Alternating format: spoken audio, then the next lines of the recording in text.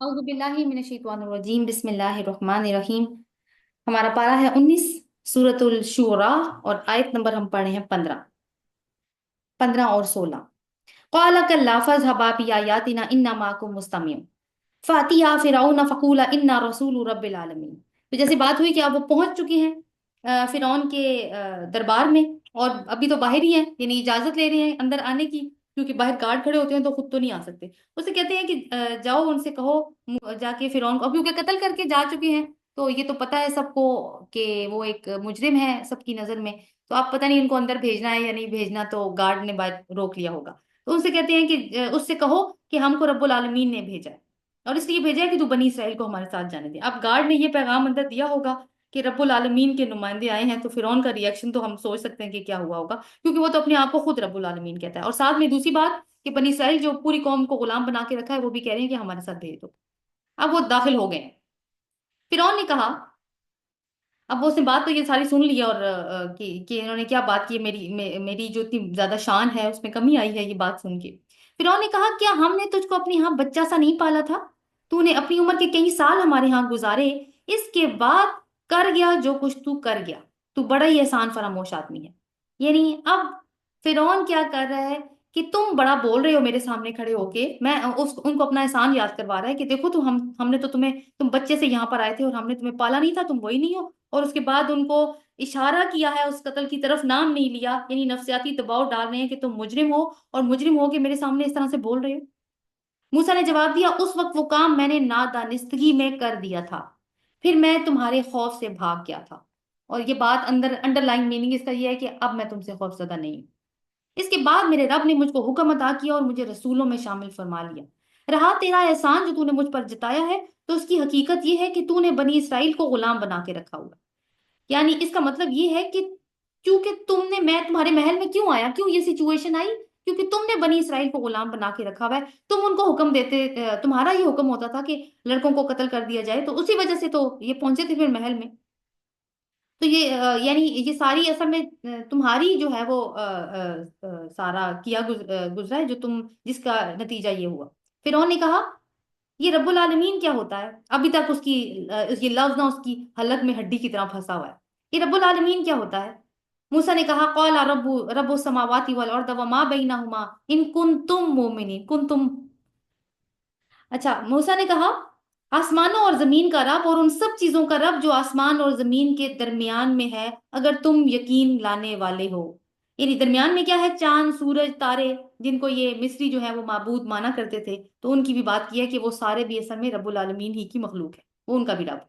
और अगर तुम ये कुन तुम का सीगा है कि यू ऑल, यानी जमा का सीगा। बात तो फिरौन, सवाल तो फिरौन कर रहा है, लेकिन मूसा अलैहिस्सलाम सबको सुना रहे हैं, जो उसके दरबार में खड़े हैं, और दरबारियों को भी बात से भी बात कर रहे हैं। फिरौन ने अपने गिरदोपेश के लोगों से कहा, सुनते हो? मूसा ने कहा, यानी उसने ना बीच में बोलने की कोशिश की। सुनते हो यानी सुन रहे हो, ये क्या कह रहा है? मूसा ने कहा, तुम्हारा रब भी और तुम्हारे उन बात का रब भी जो गुजर चुके हैं। यानी मूसा अलैहिस्सलाम ने अपनी बात कंटिन्यू की, और एक कदम और आगे बढ़े और ये कहा कि नहीं, इनका भी नहीं है, तुम्हारा रब भी वही है, और इन सब के आबाओ अजदाद का रब भी वही है। फिरौन ने कहा, तुम्हारे ये रसूल साहब जो तुम्हारी तरफ भेजे गए हैं, बिल्कुल ही पागल मालूम होते हैं। मूसा ने कहा, मशरिक और मगरिब और जो उसके दरमियान में है, उन सब का रब, अगर आप लोग कुछ अकल रखते हैं। यानी उसकी फिरौन बार बार इंटरप्ट कर रहा है मूसा अलैहिस्सलाम को, लेकिन मूसा अलैहिस्सलाम उसकी इंटरप्शन को इग्नोर करते जा रहे हैं, और अपनी बात जो है वो किए चले जा रहे हैं, अपनी बात को उन्होंने जारी रखा हुआ। और शुरू में क्या कह रहे थे कि याला मैं नहीं जा सकता, तो वो कल्ला वाली बात अब साबित हो गई ना, कि नहीं ऐसा कुछ नहीं होगा। फिरौन ने कहा, अगर तू मेरे सिवा किसी और को तूने माबूद माना, तो मैं तुझे भी उन लोगों में शामिल कर दूंगा जो कैद खानों में सड़ रहे हैं। यानी अब धमकी दी है उसने। मूसा ने कहा, अगरचे मैं ले आऊं तेरे सामने एक सरी चीज। फिरौन ने कहा, अच्छा तो ले आओ, यानी मैं वो तुम्हें निशानियां दिखाऊं जो अल्लाह ताला ने इनको दी थी। अब फिरौन के दरबार में जो कुछ हो रहा है उसकी हम झलक देख रहे हैं, और मूसा अलैहिस्सलाम बिल्कुल भी खौफजदा नहीं है, अपनी बात पूरी तरह से रख रहे हैं। तो क्या हुआ फिर? मूसा ने अपना असा फाल्का असाहु फाइजा हिया सुबान मुबीन व नज़ा यदहु फाइजा हिया बैदाउ लिन्नाज़िरीन। मूसा ने अपना असा फेंका और यकयक वो एक सरी अजदहा था। फिर उसने अपना हाथ बगल से खींचा और वो सब देखने वालों के सामने चमक रहा था, यानी पूरा माहौल ही चमक गया। تو ماحول میں کیا ہوا کہ ہلچل شروع ہو گئی. یعنی فرعون کی، اب آپ سوچیں کہ دربار ہے اور ایک ڈکٹیٹر کا دربار ہے، اس کا کورٹ ہے، تو سارے کتنے باادب ہو کے کھڑے ہوتے ہوں گے یا بیٹھتے ہوں گے. اب کیا ہے، اس میں ایک سانپ آ گیا ہے. امیجن کریں ہمارے گھر میں ایک چوہا آ جائے، کیا حال ہوتا ہے. چھپکلی آ جائے فرش پہ چل رہی ہو، سارے کے سارے کیا ہوتے ہیں، چیخے مارے ہوتے ہیں اور اوپر اوپر چڑھ رہے ہوتے ہیں، کوئی بیڈ پہ کوئی کرسی پہ، جہاں پہ جس کا بس چلتا ہے. زیادہ تر یہی ہوتا ہے، کچھ بہادر ہوتے ہیں جو مار بھی دیتے ہیں، لیکن زیادہ تو یہی ہو رہا تھا. یہ اس کے ماحول میں، اس کے جو کورٹ کا ماحول ہے وہ بھی اسی طرح کا ہو چکا ہے، یعنی فش مارکیٹ بن چکی ہے. قال للملأ حوله ان هذا لساحر ندیم. فرعون اپنے گرد و پیش کے سرداروں سے بولا، یہ یقیناً ایک ماہر جادوگر ہے. یعنی ابھی تک نا اس نے اپنا کول مینٹین رکھا ہوا ہے. این یخرجکم من ارضکم بسحری فماذا تامرون. چاہتا ہے کہ اپنے جادو کے زور سے تم کو ملک سے باہر نکال دے. یعنی تھوڑی دیر پہلے تک دھمکا رہا تھا اور اب نشانیاں دیکھنے کے بعد اس کو کچھ نہ کچھ خوف لاحق ہونے لگ پڑا. اب بتاؤ تم مجھے کیا حکم دیتے ہو. یعنی اب سرداروں سے مشورے مانگ رہا ہے کہ تم مجھے حکم دو کہ تم کیا حکم دیتے ہو. ادروائز اس طرح کے جو ڈکٹیٹرز ہیں وہ کسی کو حکم میں شریک نہیں کرتے، یعنی مشوروں میں شریک نہیں کرتے.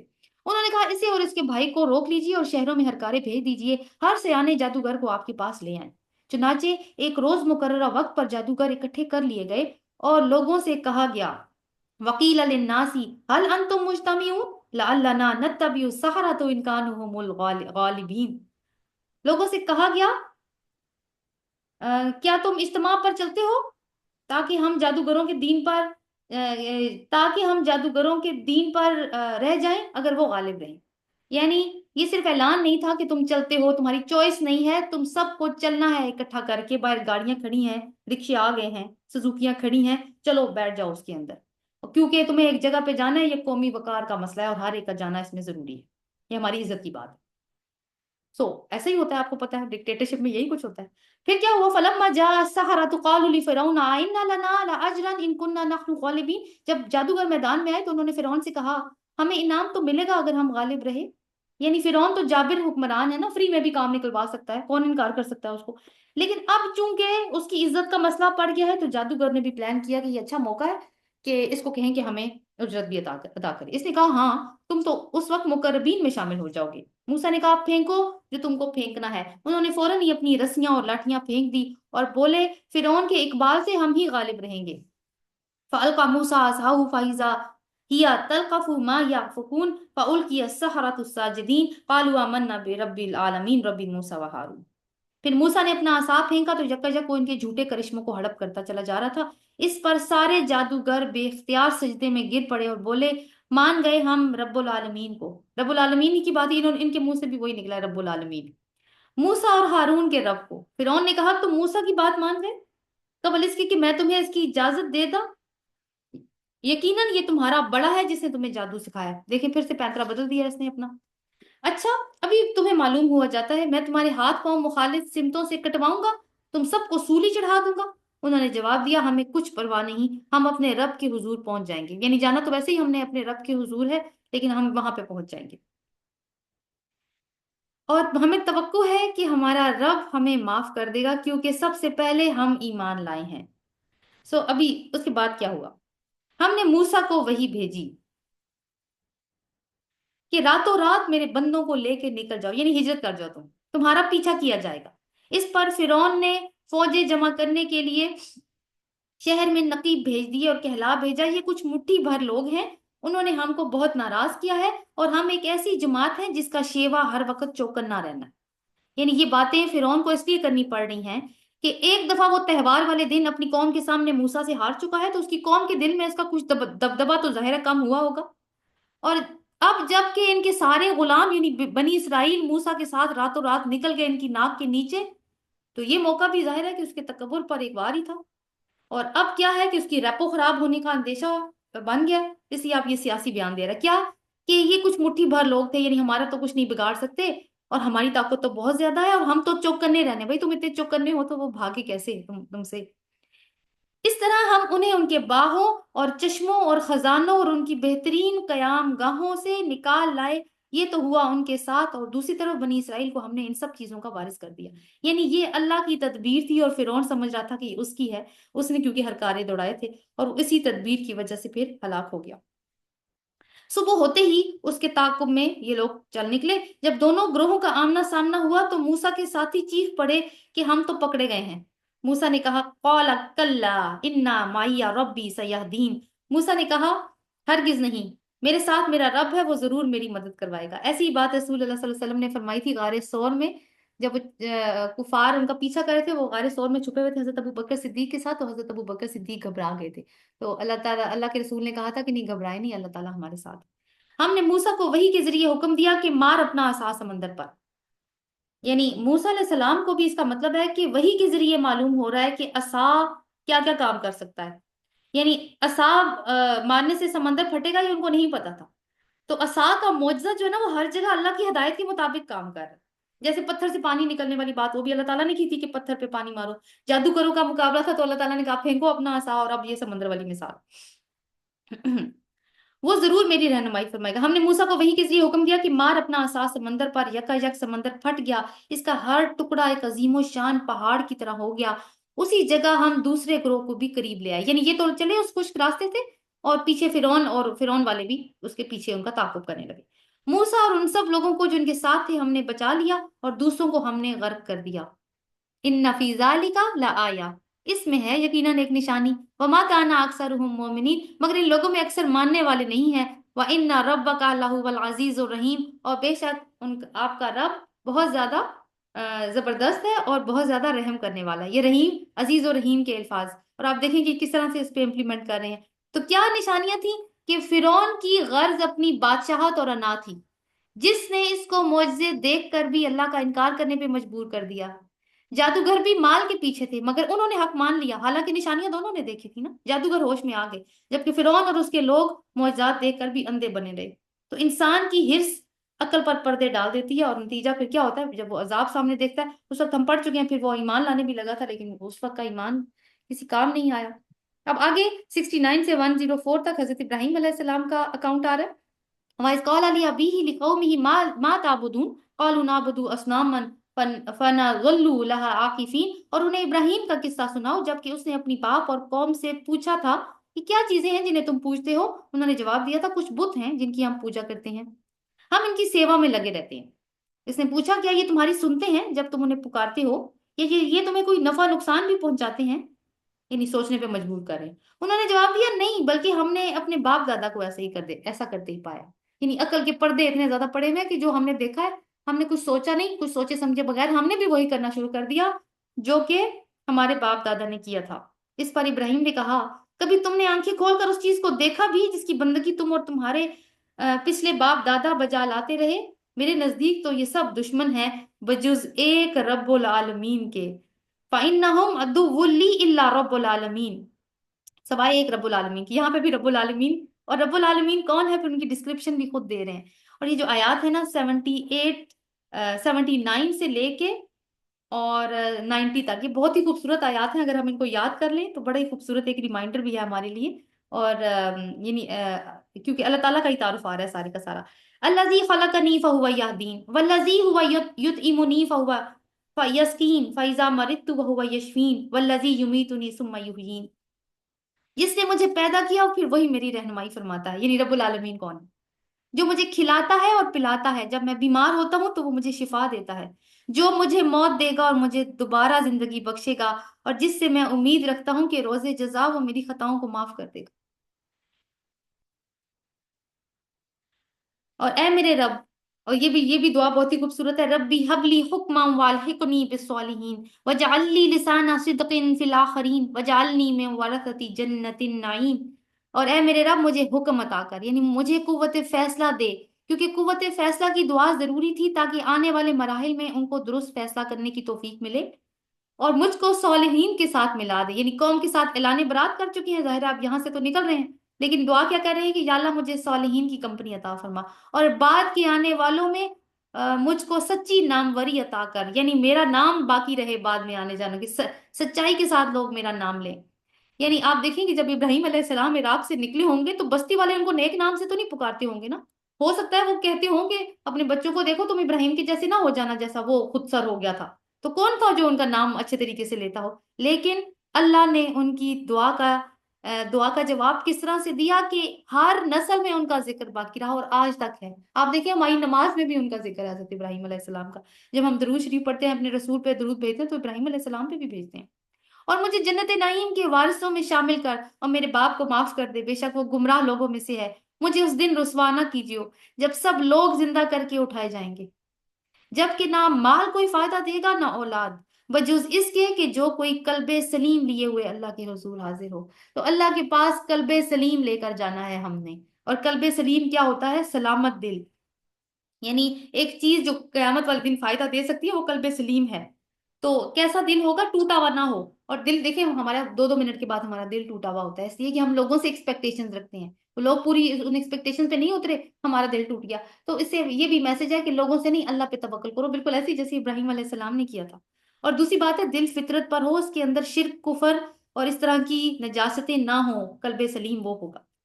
وَأُزْلِفَتِ الْجَنَّةَ لِلْمُتَّقِينَ، اس روز جنت پرہیزگاروں کے قریب لائی جائے گی، یعنی ان کی اتنی عزت کی جائے گی کہ جنت ان کے قریب لے جائے گی، ان کو نہیں جنت کے پاس لے جایا جائے گا۔ اور دوزخ بہکے ہوئے لوگوں کے سامنے کھول دی جائے گی، اور ان سے پوچھا جائے گا کہاں ہے وہ تمہارے کہاں ہے وہ جن کی تم خدا کو چھوڑ کر عبادت کرتے تھے؟ کیا وہ تمہاری کچھ مدد کر رہے ہیں یا خود اپنا بچاؤ کر سکتے ہیں؟ یعنی آج تو وہ دن ہے جب سب سے زیادہ تم لوگوں کو مدد کی ضرورت ہے، تو آج کدھر گئے وہ لوگ؟ نظر نہیں آ رہے کہ آج ان کو تمہارے پاس ہونا چاہیے تھا؟ کہیں ایسا تو نہیں کہ وہ خود ہی چھپ گئے ہیں، کہ اپنا بھی وہ بچاؤ کر سکتے ہیں کہ نہیں کر سکتے؟ ان سے پوچھا جا رہا ہے۔ پھر وہ معبود اور یہ بہکے ہوئے لوگ اور ابلیس کے لشکر سب کے سب اس میں اوپر تلے دھکیل دیے جائیں گے، یعنی آپ دیکھیں کہ کتنی ایک تو گڑھے جہنم کے آگ سے بھرے ہوئے، اوپر سے لوگوں کو دبا دبا کے ڈالا جا رہا ہے، استغفر اللہ۔ وہاں یہ سب آپس میں جھگڑیں گے، جھگڑا کس بات پہ ہوگا؟ آپ دیکھیں کہ پیروکار جو ہیں وہ کہیں گے کہ لیڈر سے کہ ہم نے تمہاری پیروی کی اس لیے ہم آج یہاں پہ آئے ہیں، اور لیڈرز کہیں گے کہ تم نے خود عقل سے کام کیوں نہیں تھا لیا، ہم نے تو تمہارے ہاتھ پکڑے ہوئے تھے۔ آپس میں جھگڑیں گے، اور یہ بہکے ہوئے لوگ کہیں گے کہ اللہ کی قسم ہم تو سری گمراہی میں مبتلا تھے، جبکہ تم کو رب العالمین کی برابری کا درجہ دے رہے تھے، یعنی اپنے معبودوں سے کہہ رہے ہیں کہ رب العالمین کا تو کوئی برابر نہیں ہو سکتا، اور ہم اتنی گمراہی میں تھے کہ تمہیں وہ درجہ دے بیٹھے، اور وہ مجرم لوگ ہی تھے جنہوں نے ہم کو اس گمراہی میں ڈالا۔ اب نہ ہمارا کوئی سفارشی ہے نہ کوئی جگری دوست، کاش ہمیں ایک دفعہ پھر پلٹنے کا موقع مل جائے اور ہم مومن ہوں، لیکن موقع تو نہیں ملتا۔ انا فی ذالک لآیہ، یقیناً اس میں ہے ایک نشانی، وما کان اکثرهم مؤمنین، لیکن اس میں اکثر لوگ ایمان لانے والے نہیں ہیں۔ اور حقیقت یہ ہے وَإِنَّ رَبَّكَ لَهُوَ الْعَزِيزُ الرَّحِيمُ، اور بے شک آپ کا رب بہت زیادہ زبردست ہے اور بہت زیادہ حکمت رکھنے والا ہے۔ تو واقعے میں کیا نشانی ہے کہ حضرت ابراہیم نے اپنی قوم کو عقل استعمال کرنے کی دعوت دی، مختلف مواقع پر شرک کی اسٹوپیڈیٹی کو واضح کیا کہ لوگ سوچنے پر واقعی مجبور بھی ہوئے، لیکن دنیاوی اغراض نے ان کی سوچوں کے اوپر پردے بٹھا دیے، اس لیے یہ انجام ہوا ان کا۔ تو یہ نشانی ہے جو کوئی حاصل کرنا چاہے۔ اللہ اکبر۔ کذبت قوم نوح للمرسلین، اب حضرت نوح علیہ السلام کا اکاؤنٹ ہے 105 سے لے کے 122 تک، ان کی بھی دعوت ہے، پھر لوگوں نے کس طرح سے ان کی تکذیب کی اور پھر اس کا کیا نتیجہ نکلا، یہ ساری چیزیں یہاں پر آئی۔ کذبت قوم نوح للمرسلین اذ قال لهم اخوهم نوح الا تتقون، قوم نوح نے رسولوں کو جھٹلایا، یاد کرو جب کہ ان کے بھائی نوح نے ان سے کہا تھا کیا تم ڈرتے نہیں ہو؟ میں تمہارے لیے ایک امانت دار رسول ہوں Sorry. میں تمہارے لیے ایک امانت دار رسول ہوں، لہٰذا تم اللہ سے ڈرو اور میری اطاعت کرو، میں اس کام پر تم سے کسی اجر کا طالب نہیں ہوں، یعنی یہ باتیں جو میں تمہیں بتا رہا ہوں یہ میں تمہاری بھلائی کے لیے بتا رہا ہوں، اس لیے کہ میرا تمہارے ساتھ ایک خلوص کا رشتہ ہے، میں تمہیں زندگی کی حقیقت بتا رہا ہوں تاکہ تم اندھیرے میں نہ رہو، میرا اجر تو رب العالمین کے ذمہ ہے، پس تم اللہ سے ڈرو اور میری اطاعت کرو، یعنی رسول کی اطاعت جو ہے نا وہ ایمان کا حصہ ہے، وہ ضرور کرنی ہوتی ہے۔ انہوں نے جواب دیا کیا ہم تجھے مان لیں حالانکہ تیری پیروی تو رذیل لوگوں نے کی اختیار کی ہے، یعنی وہ جو غریب غربا لوگ تھے انہوں نے تیری پیروی اختیار کی ہے۔ تو قوم کے جو لیڈر تھے ان کے پاس ویسے تو کوئی معقول دلیل نہیں بچی تھی، تو اب یہ ایکسکیوز کہ وہ نوح علیہ السلام پر یعنی یہ ایکسکیوز گھڑ رہے ہیں کہ اب ہم کیوں تمہاری پیروی اختیار کریں، کیونکہ تمہاری پیروی تو وہ لوگ اختیار کرتے ہیں جو معاشرے کی اچھی کلاس بھی نہیں ہے، کلاس کے لوگ نہیں ہیں، اور اب یہ ہے کہ وہ کیونکہ وہ اپنی شکست سمجھتے ہیں اس بات کو کہ وہ نوح علیہ السلام کی بات مان جائے۔ نوح نے کہا کیا میں کیا جانوں کہ ان کے عمل کیسے ہیں، ان کا حساب تو میرے رب کے ذمہ ہے، یعنی ان لوگوں کا، کاش تم لوگ شعور سے کام لو، میرا یہ کام نہیں ہے کہ جو ایمان لائے ان کو میں دھتکار دوں، میں تو بس ایک صاف متنبع کر دینے والا آدمی ہوں۔ انہوں نے کہا اے نوح اگر تو باز نہ آیا تو پھٹکارے ہوئے لوگوں میں شامل ہوگا۔ نوح نے دعا کی، قال ربی ان قومی کذبون، ففتح بینی و بینہم فتحا ونجنی ومن معی من المؤمنین، اے میرے رب میری قوم نے مجھے جھٹلا دیا ہے، اب میرے اور ان کے درمیان دو ٹوک فیصلہ کر دے، اور مجھے اور جو مومن میرے ساتھ ہیں ان کو نجات دے۔ آخرکار ہم نے اس کو اور اس کے ساتھیوں کو ایک بھری ہوئی کشتی میں بچا لیا اور اس کے بعد باقی لوگوں کو غرق کر دیا۔ ان فی ذلک لآیہ وما کان اکثرهم مؤمنین وان ربک لہو العزیز الرحیم، یقیناً اس میں ایک نشانی ہے مگر ان میں سے اکثر لوگ مانتے نہیں ہیں، اور حقیقت یہ ہے کہ تیرا رب زبردست بھی ہے اور رحیم بھی۔ یعنی نشانی کیا ہے کہ پیغمبر کی بات مانو، آبجیکشنز لگاؤ گے تو پھر عذاب کے لیے تیار ہو جاؤ۔ کذبت عاد للمرسلین اذ قال لهم اخوهم ہود الا تتقون، اب یہاں پہ عاد قوم عاد کا تذکرہ ہے، ہود علیہ السلام ان کے اوپر پیغمبر بن کر آئے تھے۔ تو آپ دیکھیے کہ پچھلی صورت میں حضرت موسیٰ اور نوح علیہ السلام کا ذکر کر کے درمیان والی اقوام کا سرسری تذکرہ کیا گیا تھا، لیکن یہاں پہ اب تفصیل ہے۔ عاد نے رسولوں کو جھٹلایا، یاد کرو جب ان کے بھائی ہود نے ان سے کہا تھا کہ کیا تم ڈرتے نہیں ہو، کیا تم تقوی اختیار نہیں کرتے، میں تمہارے لیے ایک امانت دار رسول ہوں، وہی باتیں جو نوح علیہ السلام نے کی، لہٰذا تم اللہ سے ڈرو اور میری اطاعت کرو۔ اور نوح علیہ السلام کے بعد آپ دیکھیں کہ سیلاب آیا ہے، اس کے بعد انسانیت نئے سرے سے چلی ہے، پھر ان کی قوم بنی ہے بہت ٹائم کے بعد، لیکن نہ رسولوں کی دعوت بھی ہمیں معلوم ہو رہا ہے کہ ایک ہی جیسی رہی ہے، توحید کی دعوت اور شرک سے لوگوں کو بچانا، اور قوموں کا اعتراض بھی اسی طرح کا رہا ہے ایک ہی جیسا۔ میں تمہارے لیے ایک امانت دار رسول ہوں، لہٰذا تم اللہ سے ڈرو اور میری اطاعت کرو، میں اس کام پر تم سے کسی اجر کا طالب نہیں ہوں، میرا اجر تو رب العالمین کے ذمہ ہے۔ یہ تمہارا کیا حال ہے کہ ہر اونچے مقام پر ایک لاحاصل یادگار عمارت بنا ڈالتے ہو، یعنی جیسے ہوتے ہیں نا پلر بنا بنا کے اوپر بکریوں کے اسٹیچوز بنا دینا، یا شیر کے اسٹیچوز بنا دینا، یا انسانوں کے بھی اسٹیچوز لگے ہوئے ہوتے ہیں، اب تو ہمارے شہر میں بھی جگہ جگہ اسٹیچوز لگ گئے ہیں۔ سو ایک لاحاصل یادگار عمارت بنا دیتے ہو اور بڑے بڑے قصر تعمیر کرتے ہو، گویا کہ تم کو اس میں ہمیشہ رہنا ہے۔ یعنی کنسٹرکشن میں تو یہ لوگ ماہر تھے نا، تو پہاڑوں پہ کچھ ستون وغیرہ بناتے اور طرح طرح کے کوئی مونیومنٹس وغیرہ کریٹ کرتے رہتے تھے تاکہ ان کی دنیا کے حوالے سے ان کی پہچان بنی رہے۔ ابھی بھی آپ دیکھیں جیسے کہ بہت ساری بلڈنگز ملکوں کی اور قوموں کی پہچان ہیں، جیسے اہرام مصر کو دیکھیں تو مصر کا خیال آتا ہے۔ اور کہتے ہیں کہ گویا تمہیں ہمیشہ یہاں پہ رہنا ہے نا، تو یعنی گھر تو تم ایسے بناتے ہو جیسے تم نے مرنا ہی نہیں ہے۔ ایک واقعہ میں آپ کو سناتی ہوں بڑا انٹرسٹنگ۔ حضرت نوح علیہ السلام ان کے پاس ایک خاتون آئی، کہتی ہیں اللہ کے رسول میرے لیے دعا کریں، میری اولاد پیدا ہوتی ہے اور وہ زیادہ دیر تک نا زندہ نہیں رہتے، فوت ہو جاتے۔ نوح علیہ السلام نے کہا اچھا کتنی دیر تک زندہ رہتے ہیں؟ کہتے ہیں یہی کوئی 200 سال زندہ رہتا ہے، کوئی 350 سال، کوئی 400 سال، بس اتنے ہی زندہ رہتے ہیں۔ تو نوح علیہ السلام نے کہا، ان کو بتایا کہ آپ کو معلوم ہے کہ ایک قوم ایسی بھی ہوگی جن کی یعنی ایوریج ایج 70-80 سال ہوگی، یہ بتایا ان کو نا، یعنی آپ کو لگ رہا ہے کہ وہ فوت ہو جاتے ہیں، اتنی ایج ہوگی ان کی۔ تو آگے سے نا جو لوگ بیٹھے ہوئے تھے نا، کچھ لوگ ان کی مجلس میں جو بیٹھے ہوئے تھے، وہ کہتے ہیں اللہ کے رسول وہ لوگ گھر تو نہیں بنائیں گے پھر؟ یعنی ہماری ہی قوم کی بات تھی، وہ ہماری اتنی ایوریج ایج ہے، تو کہتے ہیں اللہ کے رسول وہ گھر تو نہیں بنائیں گے؟ آپ دیکھیں ہمارے گھر کیسے ہیں پھر آج۔ تو ہر دور کا انسان ہی خوبصورت گھر بناتا ہے اور وہ سمجھتا ہے کہ یعنی اس چیز کی وہ ہوتی ہے کہ ہمیں کم ہوتی ہے اس بات کی یاد کہ ہمیں اس کو چھوڑ کے بھی جانا ہے۔ اور جب کسی پر ہاتھ ڈالتے ہو تو جبار بن کر ہاتھ ڈالتے ہو، یعنی لوٹ مار بھی کیا کرتے تھے۔ بس تم لوگ اللہ سے ڈرو اور میری اطاعت کرو، ڈرو اس سے جس نے وہ کچھ تمہیں دیا ہے جو تم جانتے ہو، یعنی جو علم تمہیں دیا ہے اللہ تعالیٰ نے، وہ تمہیں اللہ تعالیٰ کی جس وجہ سے تم یہ ساری کنسٹرکشن کرتے ہو، تمہیں جانور دیے، اولادیں دی، باغ دیے، چشمے دیے، یعنی ان کی مضبوط اکانومی تھی۔ مجھے تمہارے حق میں ایک بڑے دن کے عذاب کا ڈر ہے۔ انہوں نے جواب دیا تو نصیحت کر یا نہ کر، ہمارے لیے سب یکساں ہیں، یہ باتیں تو یوں ہی چلی آ رہی ہیں اور ہم عذاب میں مبتلا ہونے والے نہیں ہیں۔ آخرکار انہوں نے اسے جھٹلا دیا اور ہم نے ان کو ہلاک کر دیا۔ تو کیا کہتے تھے یہ پرانے زمانے کی کہانی ہے، عرب بھی یہی کہتے تھے نا اساطیر الاولین، آج کل بھی کیا کہتے ہیں یہ کیا کہانیاں ہمیں سناتے ہیں، تو irrelevant ہے۔ تو ہر دور کے لوگوں نے اپنی آئی ہوئی کتاب کو، اپنے رسول کی ٹیچنگز کو یہی کہا ہے کہ یہ irrelevant۔ ان فی ذالک لآیہ، اس میں ہے یقیناً ایک نشانی، وما کان اکثرهم مؤمنین، لیکن ان میں سے اکثر ایمان لانے والے نہیں ہیں۔ ان ربک لہو العزیز الرحیم، اور بے شک آپ کا رب وہی بہت اتھارٹی رکھتا ہے اور وہی بہت زیادہ رحم فرمانے والا ہے۔ تو آپ دیکھیے کہ محل، عمارتیں، یادگاریں، زرعی نظام، افرادی قوت، خوشحالی، یہ چیزیں ان میں سے کوئی بھی چیز اللہ کے عذاب سے نہیں بچا سکتی۔ جو بچا سکتی ہے وہ کیا ہے؟ وہ انسان کا اپنا رویہ ہے، اس کا ایمان ہے، اس کے اعمال ہیں، رسول پہ ایمان ہے اس کا۔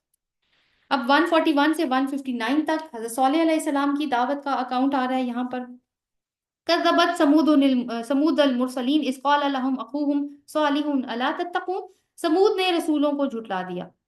یاد کرو جب ان کے بھائی صالح نے ان سے کہا تھا کہ کیا تم ڈرتے نہیں ہو، میں تمہارے لیے ایک امانت دار رسول ہوں، لہٰذا تم اللہ سے ڈرو اور میری اطاعت کرو، میں اس کام پر تم سے کسی اجر کا طالب نہیں ہوں، میرا اجر تو رب العالمین کے ذمہ ہے.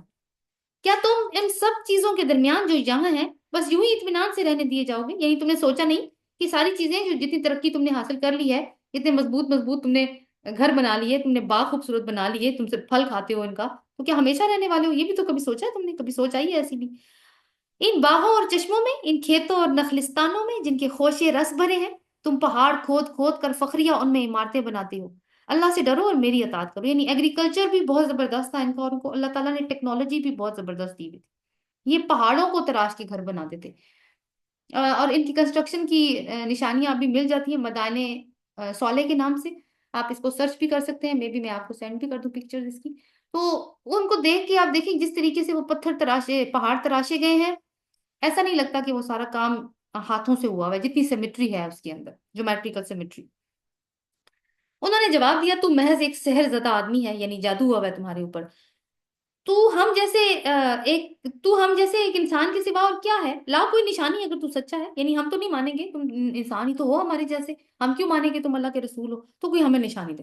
صالح نے کہا یہ اونٹنی ہے، ایک دن اس کے پینے کا دن ہے اور ایک دن تم سب کے پانی پینے کا. اب وہ کیونکہ ناقۃ اللہ کی طرف سے نشانی آئی تھی، ان لوگوں کی ڈیمانڈ پہ ہی آئی تھی. انہوں نے کہا تھا کہ اس پہاڑ سے ایک اونٹنی نکلے، اور وہ اونٹنی بھی ایسی ہو کہ نکلتے ہی ایک بچہ بھی پیدا کرے، اور یہ سارا کچھ ہوا تھا ان کے سامنے. پہاڑ سے اونٹنی نکلی تھی. اب کیا ہے کہ وہ اس کو معجزہ تو آ گیا، لیکن وہ معجزہ بھی ایک آزمائش بن گیا. اللہ تعالیٰ نے اب ان کو آزمایا اس سے. کیا ہے یہ اونٹنی؟ اب ایک دن اونٹنی پانی پیتی تھی اور وہ بہت زیادہ پانی پیتی تھی، اور ایک دن جو ہے وہ باقی کے ان کے جو جانور وغیرہ تھے وہ ان کے پانی لینے کی باری ہوتی تھی. اس کو ہرگز نہ چھیڑنا ورنہ ایک بڑے دن کا عذاب تم کو آ لے گا. مگر انہوں نے اس کی کونچیں کاٹ دی اور آخرکار پچھتاتے رہ گئے، اور عذاب نے ان کو آ لیا. ان فی ذلک لآیہ وما کان اکثرهم مؤمنین وان ربک لہو العزیز الرحیم. یقیناً اس میں ایک نشانی ہے مگر ان میں سے اکثر ماننے والے نہیں ہیں، اور حقیقت یہ ہے کہ تیرا رب زبردست بھی ہے اور رحیم بھی. اب 160 سے لے کے 175 تک حضرت لوط علیہ السلام اور ان کی قوم کی برائیاں. کذبت قوم لوط المرسلین. اور آپ دیکھیں کہ عزیز و رحیم وہ کس طریقے سے ایک سٹیمپ لگا رہا ہے ہر چیز کے اوپر، اللہ تعالیٰ کی جو دو صفاتی نام ہے. لوط کی قوم نے رسولوں کو جھٹلایا. یاد کرو جب کہ ان کے بھائی لوط نے ان سے کہا تھا کیا تم ڈرتے نہیں، میں تمہارے لیے ایک امانت دار رسول ہوں، لہٰذا تم اللہ سے ڈرو اور میری اطاعت کرو، میں اس کام پر تم سے کسی اجر کا طالب نہیں ہوں، میرا اجر تو رب العالمین کے ذمے ہے. کیا تم دنیا کی مخلوق میں سے مردوں کے پاس جاتے ہو اور تمہاری بیویوں میں تمہارے رب نے جو تمہارے لیے پیدا کیا ہے اسے چھوڑ دیتے ہو؟ یعنی تم گھر بناؤ، تم اپنی نسل چلاؤ، اس چیز کو تم چھوڑ چکے ہو، تم مردوں کے پاس جانے لگ پڑے ہو. تم لوگ تو حد ہی سے گزر گئے. انہوں نے کہا اے لوط اگر تو باز نہ آیا تو جو لوگ ہماری بستیوں سے نکالے گئے ہیں ان میں تو بھی شامل ہو کر رہے گا. اس نے کہا تمہارے کرتوتوں پر جو لوگ کڑ رہے ہیں میں ان میں شامل ہوں. اور انہوں نے کیا کہا؟ ربی نجنی و اہلی مما یعملون. اے میرے پروردگار مجھے اور میرے اہل عیال کو ان کی بدکاریوں سے نجات دے. آخرکار ہم نے اسے اور اس کے سب اہل و عیال کو بچا لیا بجز ایک بڑھیا کے جو پیچھے رہنے والوں میں سے تھی، ان کی بیوی جو تھی. پھر باقی ایماندار لوگوں کو ہم نے تباہ کر دیا اور ان پر برسائی ایک برسات، بڑی بری بارش تھی جو ان ڈرائے جانے والوں پر نازل ہوئی. ان فی ذلک لآیہ وما کان اکثرهم مؤمنین وان ربک لہو العزیز الرحیم. یقیناً اس میں ایک نشانی ہے مگر ان میں سے اکثر ماننے والے نہیں ہیں، اور حقیقت یہ ہے کہ تیرا رب زبردست بھی ہے اور رحیم بھی. اصحاب الایکہ نے رسولوں کو جھٹلایا. اصحاب الایکہ جو تھے اور یہ مدین کی بستیاں، یہ ان پہ حضرت شعیب علیہ السلام آئے تھے. یاد کرو جب کہ شعیب نے ان سے کہا تھا کہ کیا تم ڈرتے نہیں، میں تمہارے لیے ایک امانت دار رسول ہوں، لہٰذا تم اللہ سے ڈرو اور میری اطاعت کرو، میں اس کام پر تم سے کسی اجر کا طالب نہیں ہوں، میرا اجر تو رب العالمین کے ذمے ہے. پیمانے ٹھیک بھرو اور کسی کو گھاٹا نہ دو، صحیح ترازو سے تولو اور لوگوں کو ان کی چیزیں کم نہ دو، کیونکہ یہ بزنس کمیونٹی تھی تو اس میں یہ والی خرابیاں موجود تھیں. زمین میں فساد نہ پھیلاتے پھرو اور اس ذات کا خوف کرو جس نے تمہیں اور گزشتہ نسلوں کو پیدا کیا ہے. انہوں نے کہا تو محض ایک سحر زدہ آدمی ہے اور تو کچھ نہیں ہے مگر ہم جیسا انسان، ہم تو تجھے بالکل جھوٹا سمجھتے ہیں، اگر تو سچا ہے تو ہم پر آسمان کا کوئی ٹکڑا گرا دے. قال ربی اعلم بما تعملون. شعیب نے کہا میرا رب جانتا ہے جو کچھ تم کر رہے ہو. انہوں نے اسے جھٹلا دیا. آخرکار چھتری والے دن کا عذاب ان پر آ پڑا، کیونکہ انہوں نے کوئی آسمانی عذاب مانگا تھا، اس لیے اسی نیچر کا کوئی عذاب آیا ہے ان کے اوپر، کوئی بادل تھا یا کوئی چیز ان کے اوپر چھا گئی تھی، اور اس وقت تک چھائی رہی تھی جب تک یہ سارے ختم نہیں ہو گئے تھے، اور وہ بڑے ہی خوفناک دن کا عذاب تھا۔ ان فی ذالک لآیہ وما کان اکثرهم مؤمنین وان ربک لہو العزیز الرحیم، یقیناً اس میں ایک نشانی ہے مگر ان میں سے اکثر ماننے والے نہیں، اور حقیقت یہ ہے کہ تیرا رب زبردست بھی ہے اور رحیم بھی۔ اب آگے جو آیات آ رہی ہیں 192 سے 212 تک، یہ قرآن کی حقیقت اور رسول صلی اللہ علیہ وسلم کے جو کاہن ہونے کا یہ لوگ الزام لگاتے تھے، یہ اس کا جواب میں آ رہی ہیں۔ اب کہانت کے بارے میں ہم ایک بات پھر سے فریش کر لیتے ہیں کہ عرب میں کہانت عام تھی، اور کاہنوں کے، یہ وہ لوگ ہوتے ہیں جو قسمت کا حال بتاتے ہیں، اور کاہنوں کے ساتھی شیطان جن ہوتے ہیں۔ یہ لوگ کیونکہ اس چیز کے اندر بہت زیادہ انوالو تھے، یہ سمجھتے تھے کہ وہی بھی کہانت جیسی کوئی چیز ہوتی ہے، اس لیے پھر رسول اللہ صلی اللہ علیہ وسلم کو یہ کاہن کہا کرتے تھے۔ وَإِنَّهُ لَتَنزِيلُ رَبِّ الْعَالَمِينَ نَزَلَ بِهِ الرُّوحُ الْأَمِينُ، یہ رب العالمین کی نازل کردہ چیز ہے، یعنی یہ کیا قرآن، اسے لے کر تیرے دل پر امانت دار روح اتری ہے۔ امانت دار روح کس کو کہہ رہے ہیں؟ حضرت جبریل علیہ السلام کو، کیونکہ وہی کو اللہ کی امانت کی طرح انہوں نے آپ کے دل پہ، قلب مبارک پر نازل کیا ہے، تاکہ تو ان لوگوں میں شامل ہو جو متنبع کرنے والے ہیں، یعنی رسول، صاف صاف عربی زبان میں، اور اگلے لوگوں کی کتابوں میں بھی یہ موجود ہے، یعنی اس کا جو پیٹرن ہے، اس میں جو نصیحت ہے، وہ پچھلی کتابوں میں بھی ویسی ہی تھی۔ کیا ان کے لیے اس میں کوئی نشانی نہیں ہے کہ اسے علماء بنی اسرائیل جانتے ہیں؟ تو علماء بنی اسرائیل کیونکہ ان کو کتاب کا علم تھا اور ان کا ان کے ہاں آنا جانا بھی تھا، تو یہ ان سے پوچھ کے تصدیق تو کر سکتے ہیں، اور کچھ تو ایسے تھے جو کہ ظاہر ہے کہ آگے سے انکار کر دیتے تھے کہ نہیں، اللہ نے کچھ نازل نہیں کیا حسد کی وجہ سے، لیکن سب تو ایک جیسے نہیں تھے۔ تو انسان اگر تحقیق کرنا چاہے، اور تحقیق کرنے والا جو بھی ہوتا ہے وہ کسی ایک سورس پہ ریلائی بھی نہیں کرتا، اگر اس نے واقعی صحیح تحقیق کرنی ہے اور حقیقت جاننی ہے تو پھر وہ ڈفرنٹ سورسز یوز کرتا ہے۔ تو اگر ان کو چیک کرنا ہے، کوئی بیان دے رہا ہے تو آگے آگے کسی اور کے پاس چلے جائیں، کسی اور کے پاس چلے جائیں، جا تو سکتے ہیں۔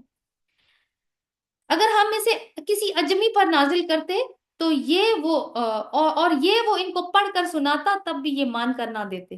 اس وقت کیا کہتے کہ ہم تو عرب لوگ ہیں اور اللہ نے ہدایت بھیجی ہے تو غیر عرب زبان میں نازل کر دی ہے، یہ تو ہم نہیں مان سکتے۔ اسی طرح ہم نے اس ذکر کو مجرموں کے دلوں میں گزارا ہے، یعنی ان کے دلوں میں ایمان نہیں آیا اس قرآن کی وجہ سے، ان کے دلوں میں، یعنی جیسے ہم نے پیچھے پڑھا تھا نا، سلاخ کی طرح، گرم سلاخ کی طرح ان کے دل میں یہ ذکر جاتا ہے، اور وہ کیا ہوتا ہے کہ اس سے ان کا حسد اور بڑھ جاتا ہے۔ وہ اس پر ایمان نہیں لاتے جب تک کہ عذاب علیم نہ دیکھ لیں۔ پھر جب وہ بے خبری میں ان پر آ پڑتا ہے، اس وقت کہتے ہیں کہ ہم کو کچھ مہلت مل سکتی ہے۔ افبہذا بنا یستعجلون افرأیت ان متعناہم سنین، تو کیا یہ لوگ ہمارے عذاب کے لیے جلدی مچا رہے ہیں؟ تم نے کچھ غور کیا اگر ہم انہیں برسوں تک عیش کرنے کی مہلت دے دیں، پھر وہی چیز ان پر آ جائے جس سے انہیں ڈرایا جا رہا ہے، تو وہ سامان عزیز جو ان کو ملا ہوا ہے وہ ان کے کس کام آئے گا؟ یعنی کیا وہ ان کو بچا لے گا اس عذاب سے جس کی محبت میں، جس کے پیچھے یہ آپ کی بات نہیں سن رہے؟ دیکھو، ہم نے کبھی کسی بستی کو اس کے بغیر ہلاک نہیں کیا کہ اس کے لیے خبردار کرنے والے، حق کے نصیحت ادا کرنے والے موجود تھے، ہم ظالم نہیں تھے۔ یعنی اللہ تعالیٰ نے ویسے کسی بھی بستی کو ہلاک نہیں کیا، رسولوں کو بھیجا ہے، ہدایت کا انتظام پورا کیا اللہ تعالیٰ نے، اس کے بعد لوگ نہیں مانے تو پھر اس کے بعد ان کی یہ شامت آئی ہے۔ وما تنزلت به الشیطان وما ينبغي لهم وما يستطيعون انهم عن السمع لمعزولون، اس کتاب مبین کو شیطان لے کر نہیں اترے، نہ ہی یہ کام ان کو سجدہ ہے اور نہ ہی وہ ایسا کر سکتے ہیں۔ یعنی یہ جو کاہنوں کی والی بات کرتے تھے نا یہ لوگ، کہ ایک تو یہ کلام جو قرآن نازل ہو رہا ہے، یہ شیطان کیسے لے کے اتر سکتے ہیں؟ کیونکہ اگر تم اس کلام پہ غور کرو تو یہ تو شیطانوں کے مقصد میں رکاوٹ ہے بہت بڑی، تو وہ اس کو لے کر کیوں آئیں گے؟ اور دوسری بات یہ ہے کہ یہ یعنی کاہن تمہارے پاس ہے نا، تو تم ان سے کہہ دو نا کہ ایسا کلام بنا کے دکھا دیں، چیلنج کر دو کہ تم بھی قرآن بنا کے لے کیا وہ لا سکیں گے؟ اور پھر یہ ہے کہ اس میں یہ ہے کہ وہ تو ان کی سماعت تک سے دور رکھے گئے ہیں۔ اس کا مطلب ہے کہ جس وقت قرآن رسول اللہ صلی اللہ علیہ وسلم پر نازل ہو رہا تھا، اس وقت شیطانوں کو اور جنوں کو سننے کی بھی اجازت نہیں تھی، انہیں پتہ بھی نہیں چل رہا تھا کہ آپ کے اوپر کیا چیز نازل ہو رہی ہے، اتنی سخت پہرہ داری تھی آسمانوں پہ۔ تو 3 جواب دیے گئے ہیں ان کے اس اعتراض کے۔ پس اے نبی صلی اللہ علیہ وسلم، اللہ کے ساتھ کسی دوسرے کو معبود نہ پکارو، ورنہ تم بھی سزا پانے والوں میں شامل ہو جاؤ گے، اور اپنے قریب ترین رشتہ داروں کو ڈراؤ۔ یہاں پہ وہ حکم ہوا تھا کہ آپ نے اپنے قریب ترین رشتہ داروں کو ڈرانا ہے۔ وَأَنذِرْ عَشِيرَتَكَ الْأَقْرَبِينَ، اپنے قریب ترین رشتہ داروں کو ڈراؤ، یعنی ایک تو قرابت داری کا حق زیادہ ہوتا ہے، پھر یہ ہے کہ وہاں سے گھر سے مدد مل جائے تو وہ بہترین مدد ہوتی ہے. اوپر سے یہ ہے کہ یہ لوگ یعنی بنو ہاشم کا جو گھرانہ تھا یہ دینی لحاظ سے اور سیاسی لحاظ سے لیڈر کی حیثیت رکھتے تھے وہاں پہ. تو ان کو اپنے ساتھ پہلے ان کو دعوت دیجیے اور ان کو اپنے ساتھ ملائیے. ایمان لانے والوں میں سے جو لوگ آپ کی پیروی اختیار کریں ان کے ساتھ تواضع سے پیش آئیے، یعنی وہ آپ کے ساتھی ہیں اصل میں، لیکن اگر وہ آپ کی نافرمانی کریں تو ان سے کہہ دو کہ جو کچھ تم کرتے ہو میں اس سے بری و ذمہ ہوں، اور اس زبردست اور رحیم پر توکل کرو جو تمہیں اس وقت دیکھ رہا ہوتا ہے جب تم اٹھتے ہو. یعنی اٹھنے کا مطلب ہے کہ رات کو تہجد کی نماز کے لیے اٹھتے ہو یا تم رسالت کا فرض ادا کرنے کے لیے نکلتے ہو اپنے گھروں سے، اور تہجد گزار لوگوں میں تمہاری نقل و حرکت پر نگاہ رکھتا ہے، یعنی جب آپ صفوں میں کھڑے ہوتے ہیں، اور وہ سب کچھ سننے اور جاننے والا ہے. تو جیسے رسول اللہ تعالیٰ کی نظر میں تھے ہم بھی ہر وقت اللہ کی نظر میں ہیں، اور ہمیں بھی اس بات کا احساس ہونا چاہیے کہ ہماری بھی ہر وقت کی ایک ویڈیو بن رہی ہے. حل نبیکم، اب یہ ہے کہ جو بھی یہ آیات آ رہی ہیں اس میں لائک 221 سے 227 تک، اس میں یہ ہے کہ کہانت اور شاعری والے جو الزامات ہیں ان کا جواب دیا جا رہا ہے. حل نبیکم علی من تنزل الشیطان تنزلوا علی کل افاک اثیم یلقون السمع واکثرهم کاذبون. لوگوں کیا میں تمہیں بتاؤں کہ شیطان کس پر اترا کرتے ہیں؟ وہ ہر جال ساز بدکار پر اترتے ہیں، سنی سنائی باتیں کانوں میں پھونکتے ہیں اور ان میں سے اکثر جھوٹے ہوتے ہیں. تو عرب کے کاہنوں کا کردار بھی اللہ تعالیٰ نے یہاں پہ دکھا دیا. کیا ایک تو یہ لوگوں کو بے وقوف بناتے ہیں اور جھوٹ بولتے ہیں، اور ایک دوسری بات یہ ہے کہ یہ اخلاقی پستی کا شکار ہے. لوگوں کے سامنے ایسی کوئی مراقبے والی کیفیت طاری کر کے بیٹھ جاتے ہیں گویا ان کا کوئی غیب سے تعلق بن رہا ہے اور ان کے اوپر کوئی آمد ہو رہی ہے، اور اس طرح سے کیا کرتے ہیں لوگوں کو بے وقوف بناتے ہیں. اپنا ان کو صرف عزیز ہے کہ ہمارا دھندا پیشہ چلتا رہے. آپ دیکھیں ہمارے ہاں بہت ساری ایسی مثالیں ہمارے سامنے آتی ہیں. ہمارے ہاں جو اولاد دینے والے پیر ہیں ان کی کہانیاں ہم سے چھپی بھی نہیں ہے کہ وہ کیا حرکتیں کرتے ہیں اس چیز کی آڑ میں. وشعراء، کیونکہ شاعری کا بھی الزام لگایا جاتا تھا رسول صلی اللہ علیہ وسلم کے اوپر کہ یہ تو قرآن نہیں ہے تو شاعری ہے، اور رسول صلی اللہ علیہ وسلم تو شاعر ہیں، تو اس کا بھی جواب وشعراء یتبعهم الغاوون الم تر انہم فی کل واد یہیمون. رہے شعراء یعنی شاعر لوگ، تو ان کے پیچھے بہکے ہوئے لوگ چلا کرتے ہیں. ان کو کون فالو کرتا ہے؟ جو لوگ گمراہ ہوتے ہیں وہ ان کو فالو کرتے ہیں. کیا تم دیکھتے نہیں ہو کہ ہر وادی میں بھٹکتے ہیں اور ایسی باتیں کرتے ہیں جو کرتے نہیں ہیں؟ یعنی کولو فیل میں بھی تضاد ہے. یہ بے مقصد زندگی، خیالی دنیا میں گم ہے، ہر وقت بے عمل قسم کی ان کی زندگی ہے، سوائے ان لوگوں کے جو ایمان لائے اور جنہوں نے نیک عمل کیے. یعنی کچھ ایکسیپشنز بھی ہیں، ہر شاعر ایک جیسا نہیں ہے. الا الذين امنوا وعملوا الصالحات وذكروا الله كثيرا وانتصروا من بعد ما ظلموا وسيعلم الذين ظلموا اي منقلبين ينقلبون. سوائے ان کے کہ جو ایمان لائے، جنہوں نے نیک عمل کیے، اللہ کو کثرت سے یاد کیا، جب ان پر ظلم کیا گیا تو انہوں نے صرف اسی کا بدلہ دے دیا. تو عام ایک تو مذمت آئی اوپر شاعروں کی، اس کے بعد یہاں پر ایک ایکسیپشن کہ وہ جو شاعر لوگ 4 خصوصیات کے مالک ہوں. نمبر 1 مومن، عملی زندگی میں بھی اچھے کام کرنے والے ہوں. تیسرے یہ کہ اللہ کو ذکر کرنے والے ہوں کثرت سے. اور دوسری بات یہ ہے کہ ذاتی فائدوں کے لیے کسی کی انسلٹ نہ کریں، کیونکہ عرب میں رسول صلی اللہ علیہ وسلم کی کے لیے انسلٹنگ قسم کے اشعار کہے جاتے ہیں، اس کو ہجو کرنا کہتے تھے، یہ کیے جاتے تھے ان کے لیے. تو ایسے لوگ نہ ہوں، وہ یہ کام نہ کرتے. ہاں البتہ جب یہ ہے کہ ظالموں کے مقابلے میں حق کی حمایت کی ضرورت پیش آئے تو پھر وہ اپنی زبان سے وہی کام لیں جو ایک مومن مجاہد اپنی تلوار سے لیتا ہے. اور حسان بن ثابت جو ہیں وہ ایسے شاعر تھے کہ رسول صلی اللہ علیہ وسلم کہتے تھے کہ حسان کے الفاظ کی کاٹ تلوار کی کاٹ سے زیادہ تیز ہے، اور یہ بہت چھلنی کرتی ہے اہل مکہ کو. اور ظلم کرنے والوں کو عنقریب معلوم ہو جائے گا کہ وہ کس انجام سے دو چار ہوتے. کون ظلم کرنے والے؟ جو کبھی الزام لگاتے ہیں کہ رسول صلی اللہ علیہ وسلم کاہن ہیں، اور کبھی الزام لگاتے ہیں کہ آپ جو ہیں وہ شاعر ہیں. اگلی ہے جی سورہ نمل، اور نمل کا مطلب ہوتا ہے چونٹی. ہم سورہ نحل پڑھ چکے ہیں اور اس کا مطلب کیا تھا؟ شہد کی مکھی. تو ایک تو پہلے 4 رکوعوں میں یہ بات ہوگی کہ قرآن سے کون لوگ رہنمائی حاصل کرتے ہیں اور کون نہیں. پھر کچھ مثالیں ہمیں دی گئیں، فرعون کی مثال دی گئی، سلیمان علیہ السلام کی مثال دی گئی، اور ان مثالوں سے کچھ ایک بات سمجھائی جا رہی ہے. پھر یہ ہے کہ پھر دوسرا خطبہ جو ہے وہ کفار مکہ سے ہے اور شرک اور آخرت کی حقیقت کو واضح کیا گیا. تو پہلی جو اس کی 6 آیات ہیں اس